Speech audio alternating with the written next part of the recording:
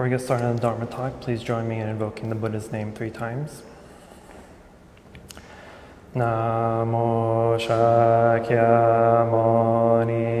Buddha. Namo Shakyamuni Buddha. Namo Shakyamuni Buddha. Dear Venerable Teacher, dear Sangha, good afternoon.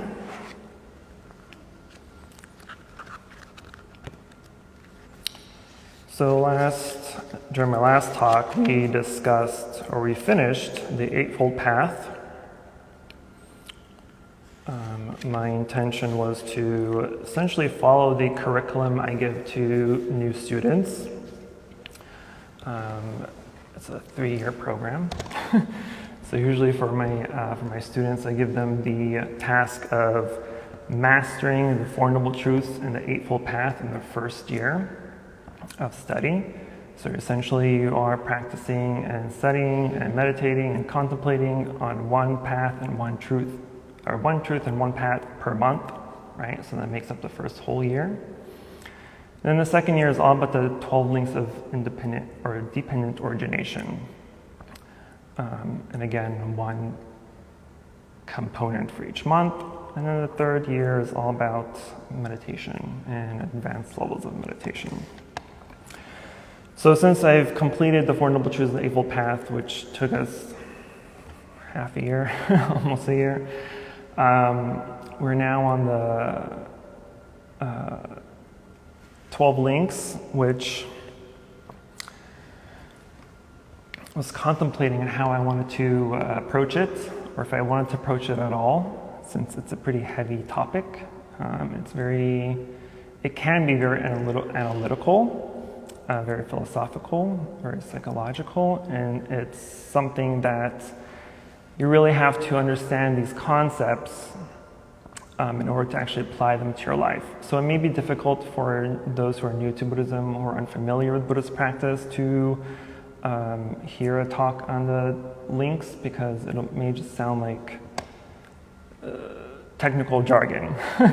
So instead, what I will attempt to do today is to give a summary of what the links are and what their essence is. And the essence of the links is essentially the links represent how life is, right? It is the life. All these links are interdependent, interconnected to one another. And these are the links that make up life, right? So instead of going through them individually, again, I'm just going to give an overview of interdependence and a concept in Mahayana Buddhism called non-duality, and maybe just a smidge of non-self while we're at it, if I feel like it. So we'll see how it goes. Typically, I have like a plan of action of what I want to do or say, but I don't today, so I'm just going to talk and hope for the best. But if you know me, I can talk on and on and on. So I don't foresee any issues with me not having something to talk about. So what is the links? Again, the links are the components that make up life, right? So some of the links are like ignorance, birth and death, causation, non-being, non-doing, right? Action, contact. All these are the things that without these components, there is no life, there is no living. But the essence of what the links are supposed to represent is impermanence and interdependence, right? We spoke quite substantially of what impermanence is when we spoke about it during the first Noble Truth. So I won't go into it too much, but once we are able to understand how things are interconnected, how things are interdependent of everything and anything else, then it's easier for us to recognize that this bell, as pretty and as hard as it is interdependent of other non-bell elements, right?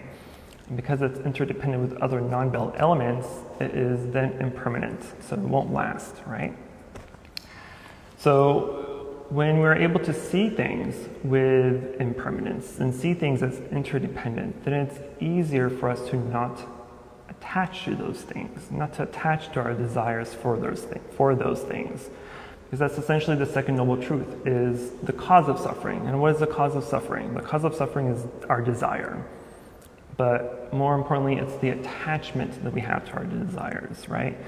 Because when we have things, we want things to be permanent all the time, right? And because we have this false perception of wanting things to be impermanent, when something happens to it and we realize, oh, it's not permanent after all, then we suffer, right? Because we tend to hang on or want to hang on to things for it to last forever. And when they don't last forever, then we're like, oh man, I'm so sad. So seeing things as interdependent is something that is difficult to do on an everyday basis, right? We can't just stop in our tracks for everything and dissect all the interdependencies of each thing as we walk or work or whatever. So it's something that we have to practice and realize during meditation. And so when we are able to meditate and see things for not just as they are, see things as not in existence of itself, that it does not have its inherent existence, right? So in that case, it's not self, it's not just the flower, right? Then we come to a concept called emptiness, sunyata, which is essentially the big aha moment in Buddhism, right? The realization of emptiness is your fireworks show of enlightenment, sort of. But since there's not a real fireworks show, I wish there were, that'd be pretty cool. But when we're able to meditate and see and recognize things as not having a self-existence, of not coming on its own will, right? This flower just didn't happen to just come out of nowhere, right? There was a reason why this flower is here. There's a reason why this flower is a flower. There's a reason why this flower is still alive. It's greening, it's flowering, it's being nourished and fed and whatever, right? Better example. Who here considers themselves independent? Why?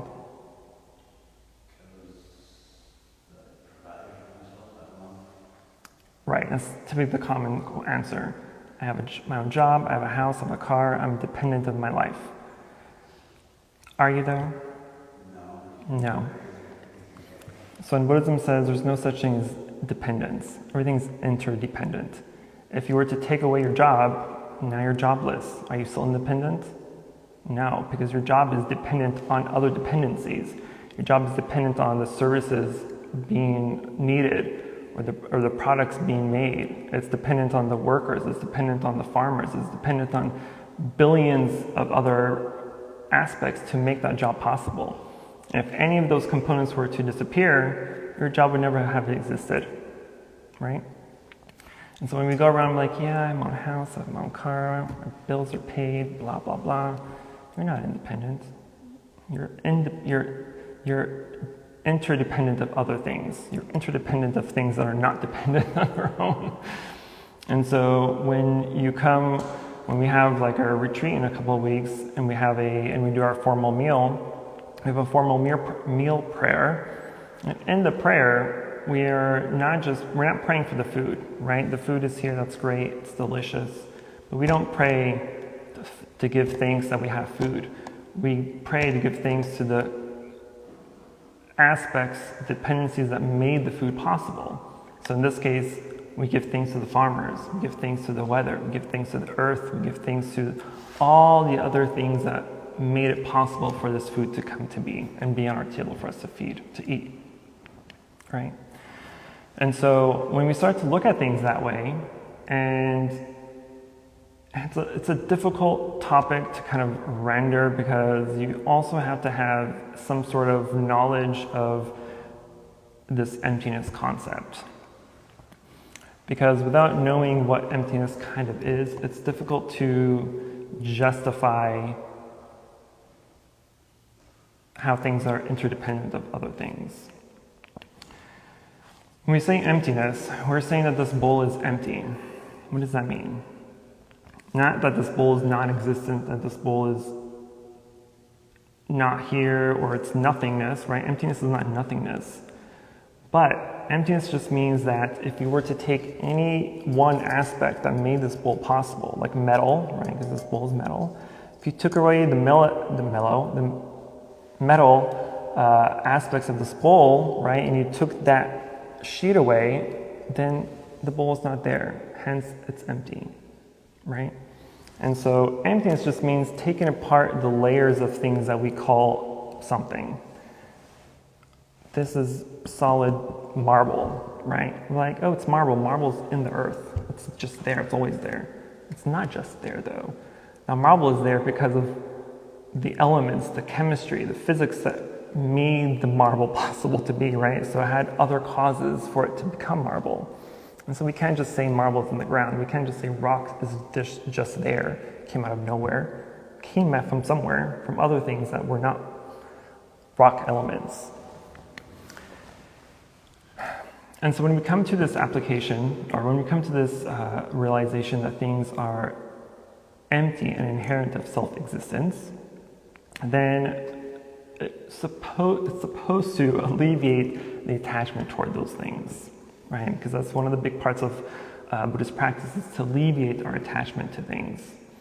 So our attachment is what causes us to suffer. If you're too attached to your car and you got into an accident or got totaled, now you're just suffering because you don't understand impermanence. You don't acknowledge impermanence as a thing. You want to hold on to it forever. You take care of it forever, but then something happens to it and you suffer. You're like, this shouldn't have happened, right? It's the same thing with our health. We want to be healthy. And so if we're in good health and we continue to take care of ourselves, then all of a sudden when we get sick, we're like, how's this possible? I diet, I exercise, I take care of my body, I eat organic, I'm vegetarian, blah, blah, blah. How dare my body become sick, right? And so if we don't understand that things are impermanent that way, then when something outside of our expectations happen, then we suffer. If we have the expectation of our significant other always being loving and caring and understanding and always takes our side and never argues with us, right? This happy relationship that, let's face it, is not reality. But when something outside of our expectation of them happens, like if something outside of our expectation of them happens, then we get angry with them, right? Again, we get to this place of, how dare you argue with me? You're supposed to be on my side here, right? And so to release our expectation of things, to release our expectations of things that will last forever, we have to release our expectations that everything will be as it is, it will never change. That's impossible. Nothing will ever last forever. It may last for a very, very long time, but eventually it has to start to disintegrate. It has to start to crumble. Right? And so the sooner we're able to understand and recognize and accept that impermanence is just a part of life, then when things become impermanent and leave or break or die, we're not so hungover on those emotions that arise. That's why in Buddhism we have dozens of meditations on death, and it's one of the most powerful meditations to do, but it's also one of the most difficult. It's one that people avoid the most, because nobody wants to think of death at all. Nobody wants to think of death. Nobody wants to think of their own death. No one wants to think of the death of their parents or their significant others or their children. We don't want to think about it because we're like, no, it's not going to happen. How realistic is that? I dare you to give me someone who's never died. I dare you to find me a household that had never had a loved one die. Can you? Cannot. And so death is a natural process, but we don't want to accept it. Like, no, death is 50 years from now, 20 years from now, 80 years from now. We just put it off, right? But the more we put it off, the more difficult it gets to accept it when it does happen. And so when we're able to see things in that light and accept things as impermanent, as dependent on other things, because our health is also dependent on other things. Our health, our well-being is dependent on things that are outside of ourselves, right? So if you stop eating, you stop drinking, you stop breathing, you die. So I was reading the sutra called the Vimalakirti Sutra, which is one of the... Vimalakirti is a lay disciple back in the Buddhist time. And he was highly realized for being a lay disciple. So he was married, he had kids, he was a businessman, but he had a very high level of enlightenment. And so this entire sutra is basically him debating with the arhats and the bodhisattvas, right? These are highly realized beings. And he's debating with them on non-dualism and emptiness. And guess who wins the debate? Vimalakirti. So there's one chapter entitled Entering the Gate of Non-Dualism, where basically Vimalakirti and the various bodhisattvas in the assembly were giving their ideas of what non-dualism mean, right? And so this entire chapter is statements from the bodhisattvas claiming their view of non-dualism. And I just want to share a few that kind of gave me aha moments. And I hope they give you some aha moments as well. But do keep in mind, some of these words are very technical, and so if you do not understand what they mean, I apologize in advance. But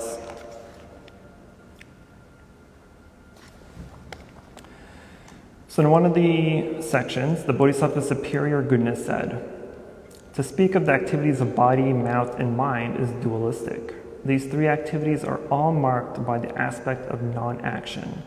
If the body is marked by non-action, then the mouth must be marked by non-action. And if the mouth is marked by non-action, then the mind must be marked by non-action. And since these three activities are marked by non-action, then all dharmas must be marked by non-action. One who can go along with this wisdom of non-action may in this way enter the gate of non-dualism." I don't know about you, but that legit gave me an aha moment last night. And it may not make sense. And so when I have aha moments, I have dozens of these little booklets that I always keep on hand, because when I have aha moments in random places, I need to write them down before I forget. And so it's mostly me writing notes that are literally unreadable because I'm writing them so fast. So I'm going to try to read my own handwriting.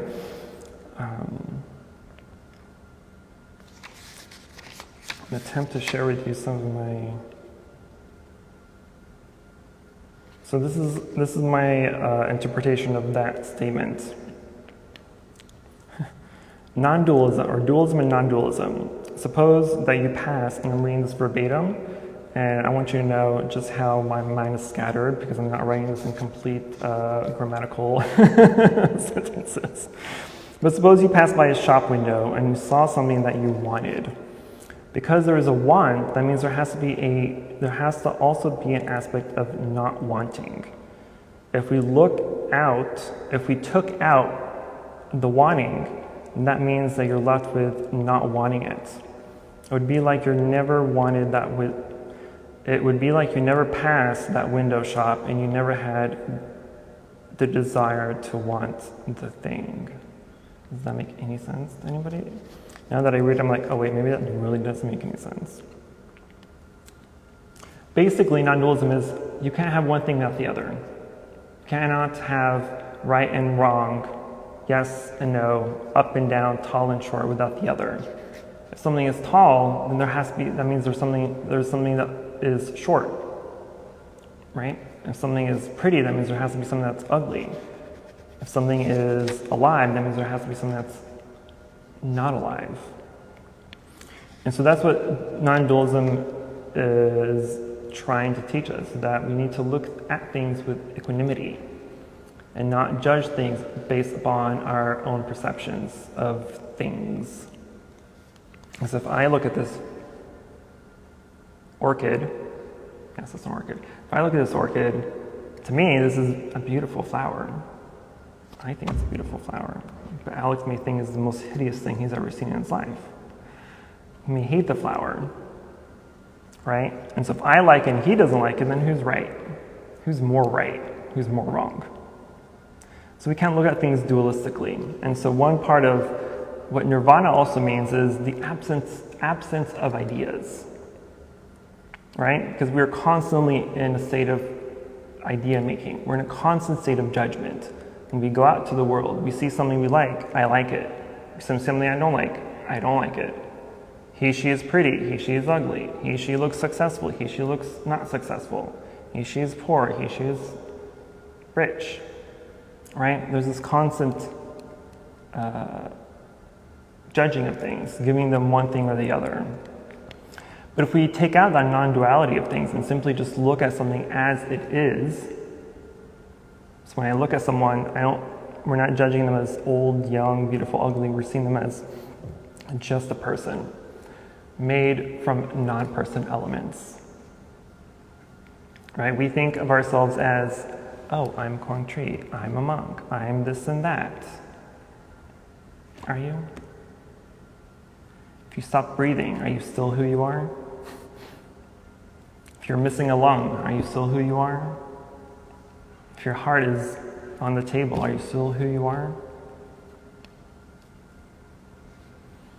And so when we look at things as beyond what we see them to be, right, in the sense of emptiness, then it's easier to accept the impermanence of things. Imagine you're in a relationship where you're married. Sometimes we take for granted the subtle, mundane moments we have with our significant other, right? Just the random chilling on the couch, watching TV, right? Sometimes it's like, oh, it's okay, it's just another day. I can do this tomorrow, I can do this next week. It's just whatever, right? We don't really take into too much consideration the potential happiness that those subtle moments can bring, right? Because we're looking for the bigger moments, the anniversaries, the holidays, the vacations, the outings, right? These are the big impactful times in the relationship. What if that significant other died 2 minutes later or the next day? Right? We take for granted those little subtle moments instead of enjoying the moment in the moment.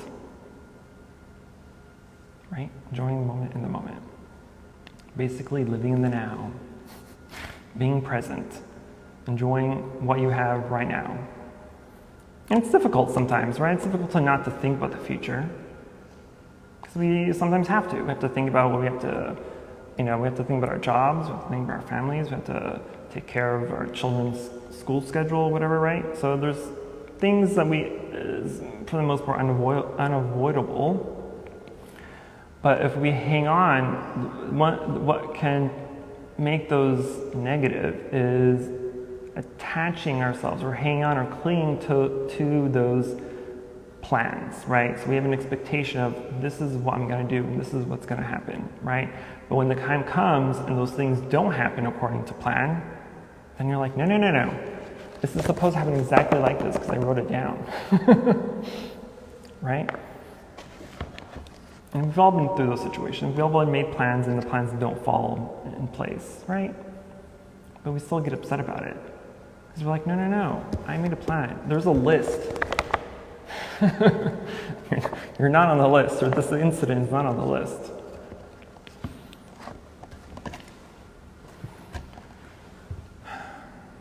I went all over the place today. I'm sorry.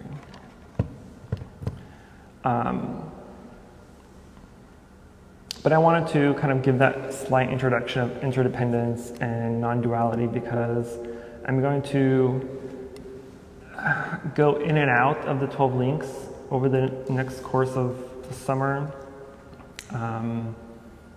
But before we tackle the 12 links, it's important to just have a basic understanding of interdependence and being able to recognize that everything is interdependent of everything else.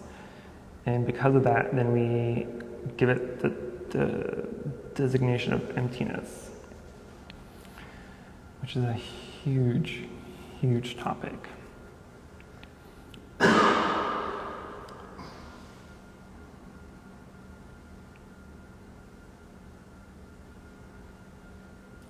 I'm pretty sure I went over emptiness a couple of times very superficially, right? Or maybe I was just talking to myself outside. I don't know. Of emptiness, I've spoken about emptiness before, right? At least very superficially. I don't remember if I did or not. But as I mentioned earlier, about emptiness is we're taking away the layers of something. This book, for instance, we recognize this book as a book. We recognize these as pages, right? Paper pages. But where does the paper pages from? Where did paper come from? Trees. So, and then where did trees come from? The earth. It came from the earth, it came from the water, it came from sun, right? It needed all these other elements. So imagine the sun never existed. That means the tree would have never existed. That means this book would never have existed, right? And so now this book is here. Take away the tree, this book is no longer there.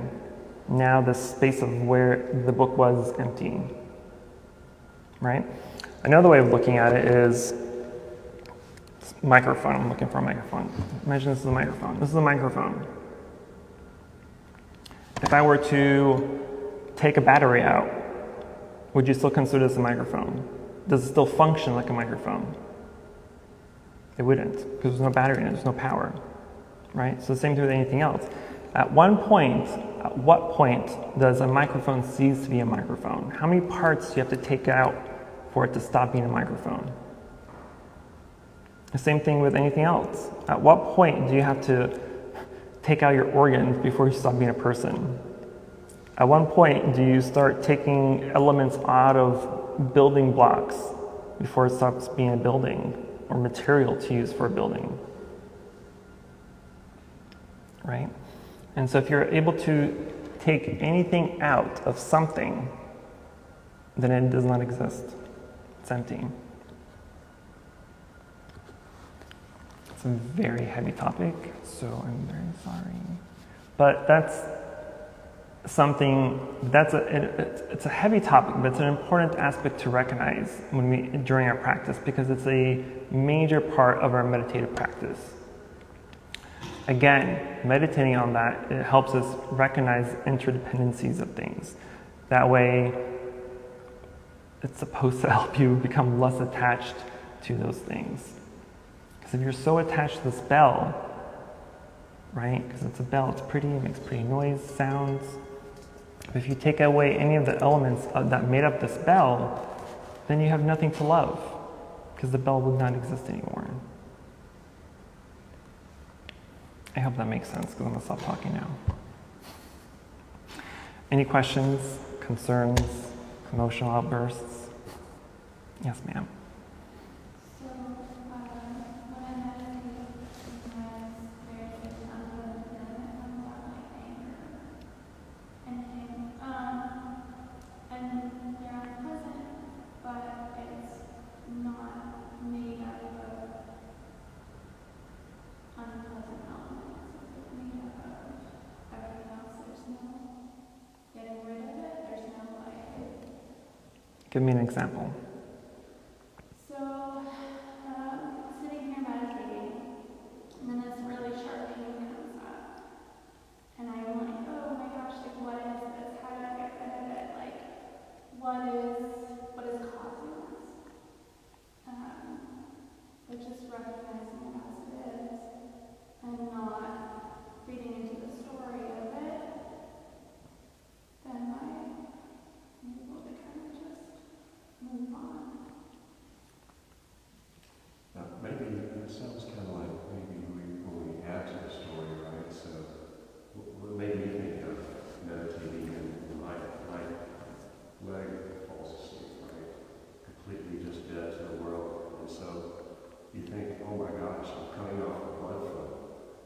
was going to say that, right? I'm damaging my leg. You're just going on and all this worry.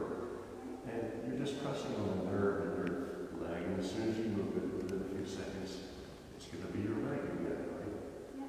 But so maybe there's something there that is causing that pain, but maybe it's what we allow our mind to take that and do. Right? So maybe the idea is to say, oh, it's pain. That's interesting. Where is the pain? How sharp is it? And as you're examining it, a lot of times it'll just begin to subside on its own, because everything does. So that was why when you were talking about the pain, it made me think of my leg falling asleep.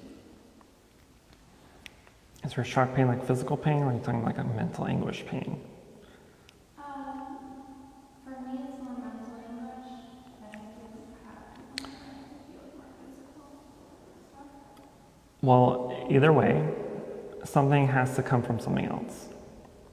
Whether you believe this, sometimes we wake up angry for no reason, right? Or we say we wake up angry for no reason, right? You just want to wake up and be an a-hole for the day for no reason. But there is a reason. Sometimes it's very subtle. Maybe we just slept wrong, right? And so we wake up cranky and discomforted. But everything has to come from something. Whether you see it right away or not, whether you believe it's coming from somewhere or not, something has to arise from something. There's always a cause and effect. And even the effects have causes, right? So cause and effect inter-are. Milking a cow is a cause. Having milk is the effect. Baking a cake is the effect, but you need the cause of milk to make it, right? And so milk is both a cause and effect. So your pain is both a cause and effect of something else.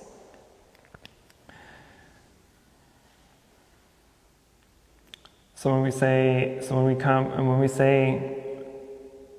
something just arose out of nowhere, that's not true. Anger cannot arise from nowhere. Happiness does not arise from nowhere. All these things are, especially unhappiness, suffering, all these are mental formations that are caused by our own perception of things, right? Again, I see this flower as beautiful, Alex is not. So this flower brings me happiness, this flower brings him unhappiness, right? But there's a reason why I think it's beautiful and he thinks it's ugly. It's not just because it's beautiful or not ugly, right? Because we're seeing the same thing, but we don't feel the same way. So who's right, who's wrong? So all our feelings, anything that arises, anything that we come up with, anything that we conclude to, has two sides, two stories, right? We're just looking at it, we're looking one side of the coin. And we have to flip that coin over a few times to recognize its trueness, its realness. Does that make sense? Sort of. Any other questions? Yes. I have a maybe comment on that, or emptiness. Everything dies, but realistic looking is that transform. That's right. Into different, like that, or the human body. There's soul, which never dies. That's what, if we practice that, it's going to take rebirth, it's going to be born again, we do good karmas, and it will do something better in the next life. Right. That's a whole other thing. It's no birth, no death. Right, like in the Heart Sutra, and when we chant the Heart Sutra. Form is emptiness, emptiness is form. Form is none other than emptiness, emptiness is none other than form. The same is true with feelings, perceptions, mental formations, and consciousness. Right? So, when we say birth and death, it's the same thing. The tree, if a fruit tree has dropped fruit, that fruit will decompose and it'll nourish the tree, right? So the child of the tree is also the mother of the tree, right? That's why in Buddhism, typically we don't say happy birthday, we say happy continuation, because your life is just a continuation of another life until we're able to exit the cycle. But yes, everything is just, all matter is, what's the physics term? Everything's made up of energy, or changes into energy, right? So nothing disappears. If I were to burn this flower, there's smoke, right? The smoke goes back into the clouds. The clouds mix up water, it makes up other things, right? Or makes ash, and I can put it in the ground and it'll flourish the trees. So it's not really dead, it's just a different form of life. So that's why we shouldn't be sad about that, like it's just transformation Right. into like water, air, Right. We shouldn't be sad, that's the key word, but we do. Because we don't understand death. We don't want to understand death. We are afraid of death, mostly because we don't know what happens when we die, right? And unless you're an enlightened being, then you're free of those ideas and free of those fears. But because we don't know what happens when someone dies, or when we die, we avoid thinking about death or talking about death. And because we are saddened when death happens, it's because we're attached to that person too much. We're attached to their dependency of wanting them in our life constantly, or our dependency in what they can provide to us or give to us, right? And so now that they're no longer here, now we're sad and we're like, oh my God, what am I going to do? Right? we should be happy about that, because it's like changing the clothes. Like the clothes get old, you just get new clothes. Right. You get a new body. Right. You should be happy like you be young again. I always think of life like being a business person that's traveling, right? A business person travels from one state to another, going to different hotels, right? So each hotel that this business person goes to is a different form of life. Eventually, you have to go back home, right? Your business is done. But sometimes your business trips extend out for days, months, years, in our cases, millions of lifetimes until we're able to go home to our true nature, true Buddha nature, enlightenment. So stop being a business person. Finish your business. You don't need that $1 million bonus. I mean, it would be nice, but we don't really need it. Okay. So we will transfer the mirror and then go into chanting.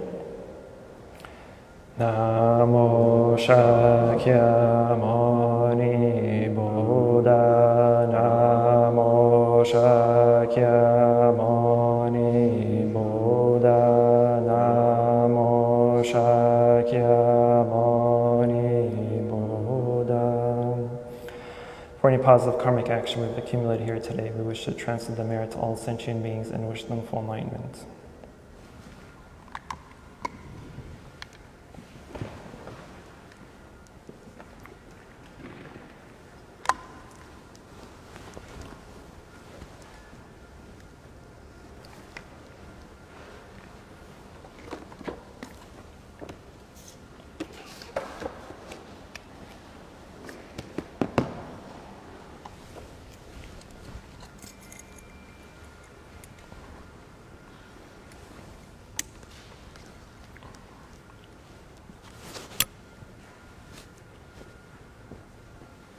Sutra, chapter 25.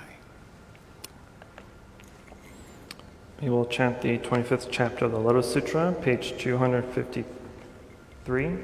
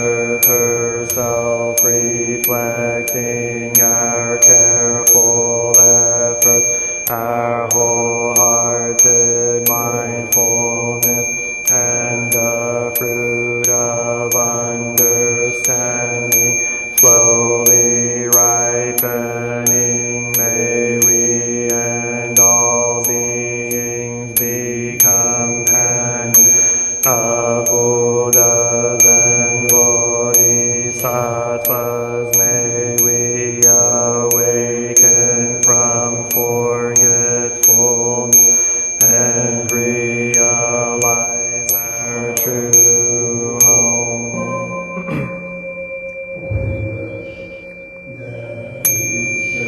In the censer now is burning all the Dharma realm. In every place auspicious clouds appearing.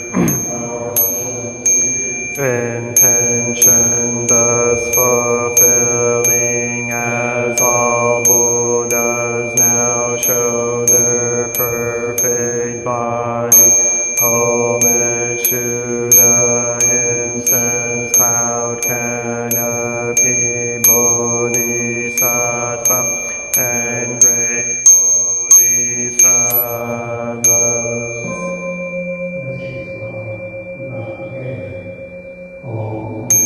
To the eternally abiding Buddhas, the supreme Dharma insatiably sung throughout the Dharma realm and the realm of empty space and 3 periods of time.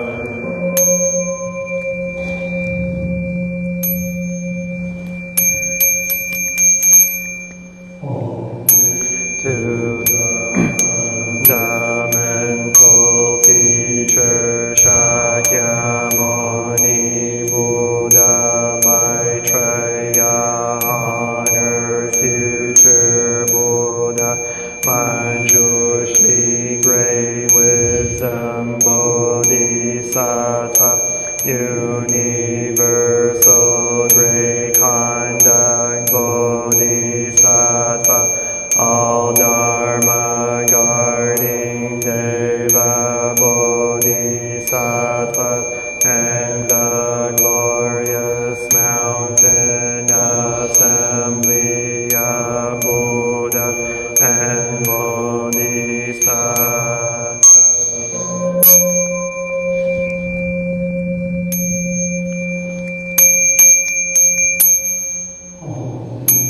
To Amitabha Buddha in the land of ultimate bliss, Avalokiteshvara, great compassion Bodhisattva, great strength Bodhisattva, earth stored great vow Bodhisattva, and the assembly of great pure sea-lying Bodhisattvas.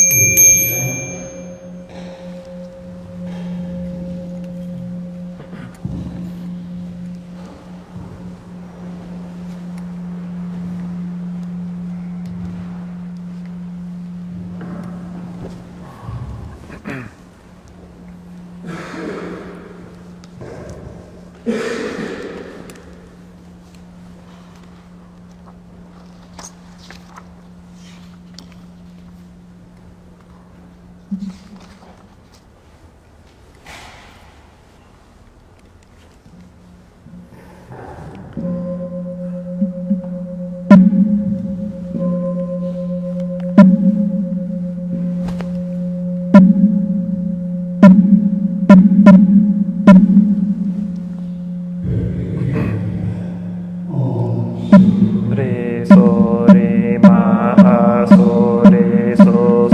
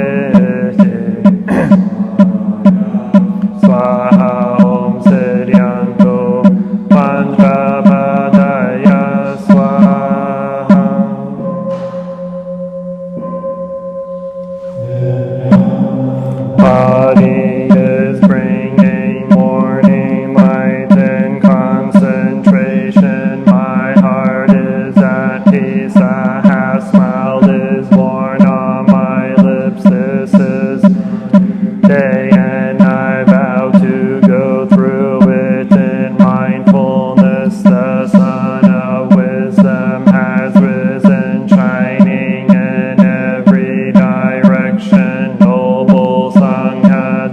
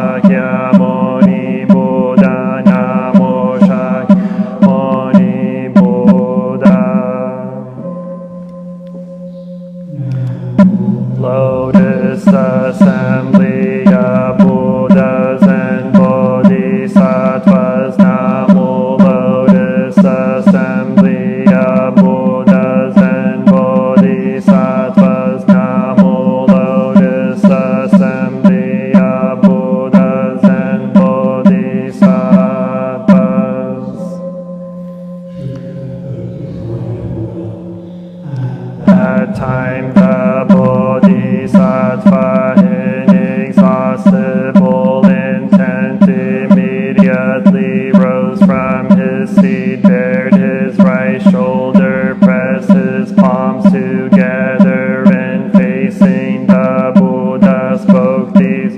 World-honored one, this Bodhisattva, perceiver of the world sounds. Why is he called perceiver of the world sounds? The Buddha said to Bodhisattva, inexhaustible intent, good man, suppose there are immeasurable hundreds, thousands, 10,000s, millions of living beings who are undergo various trials and suffering. If they hear of this Bodhisattva, perceiver of the world sounds, and single-minded, then at once he will perceive the sound of their voices, and they will all gain deliverance from their trials. If someone fasts to the name of Bodhisattva, perceiver of the world sound, should enter a great fire. The fire could not burn him. This would come about because of this Bodhisattva authority and supernatural power. If one were washed away by a great flood and call upon his name, one should immediately find himself in a shallow.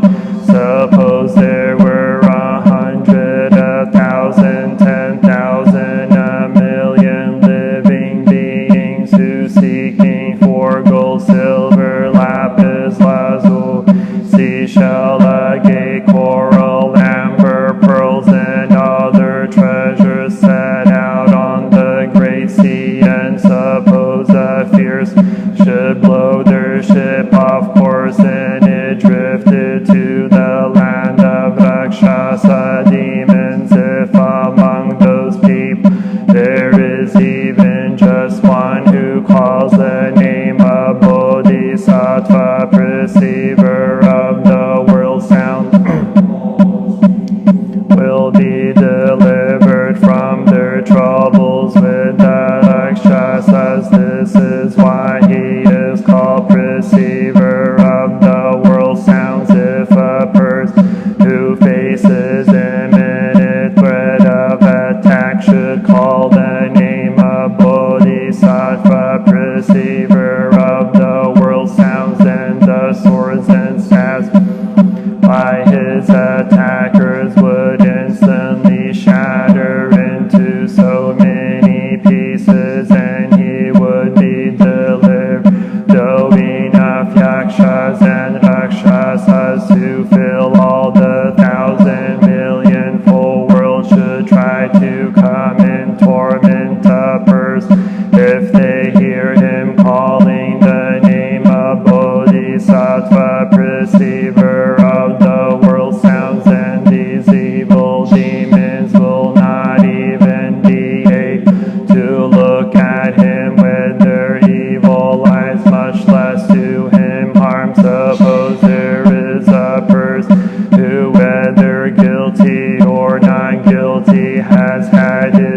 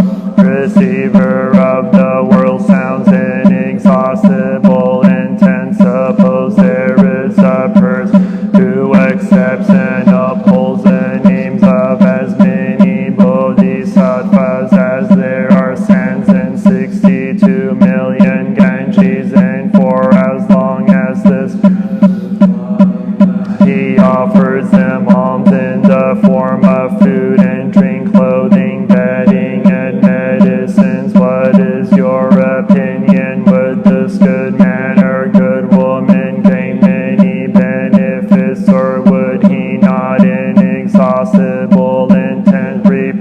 They would be very many. World honored one, the Buddha says, suppose also that there is a person who accepts and upholds the name of Bodhisattva, perceiver of the world sounds, and even just once offers obeisance and arms. A good fortune gained by these two persons would be exactly equal and without difference for 100, 1,000, 10,000, a million kalpas. It would never be exhausted or run out inexhaustible. And if one accepts and upholds the name of Bodhisattva, perceiver of the world, he will gain the benefit of merit and virtue that is as immeasurable and boundless as this Bodhisattva, inexhaustible. And said to the Buddha, world honored one, Bodhisattva, perceiver of the world sounds, how does he come and go in this Saha world? For the sake of living beings, how does the power of expedient means apply in this case? The Buddha said to Bodhisattva, inexhaustible intent, good man, if there are living beings in the who need someone in the body of a Buddha in order to be saved, Bodhisattva, perceiver of the world sounds, immediately manifests himself in a Buddha body and preaches Allah for them. If they need someone in a place, take a Buddha's body in order to be saved. Immediately manifests a place, take a Buddha's body and preaches Allah. If they need a voice hearer to be saved, immediately he becomes a voice hearer and preaches Allah for them. If they need King Brahma to be saved, immediately he becomes King Brahma and preaches Allah for them. If they need the Lord Shaka to be saved, immediately Lord Shaka and preaches Allah for them. If they need the heavenly being freedom to be saved, immediately he becomes a heavenly being freedom and preaches Allah for them. If they need the heavenly being great freedom to be saved, immediately he becomes a heavenly being great freedom, preaches Allah for them. If they need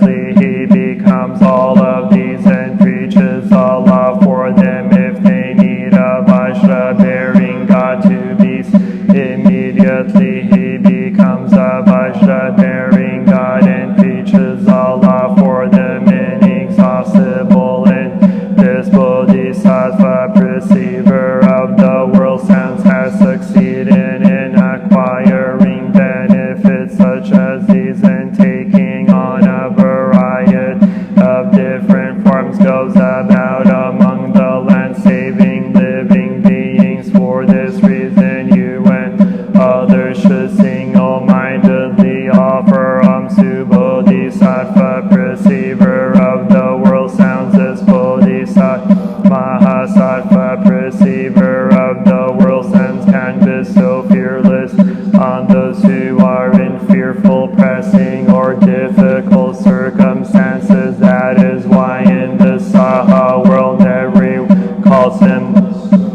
a fearlessness Bodhisattva.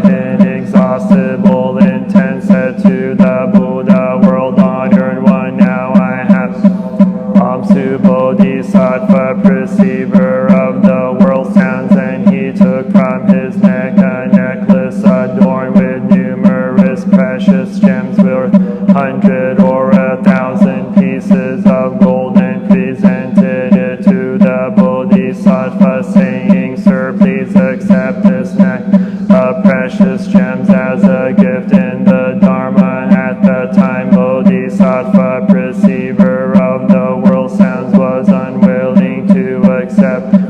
Inexhaustible intent spoke once more to Bodhisattva, perceiver of the world sounds, saying, Sir, out of compassion for us, please accept necklace. Then the Buddha said to Bodhisattva,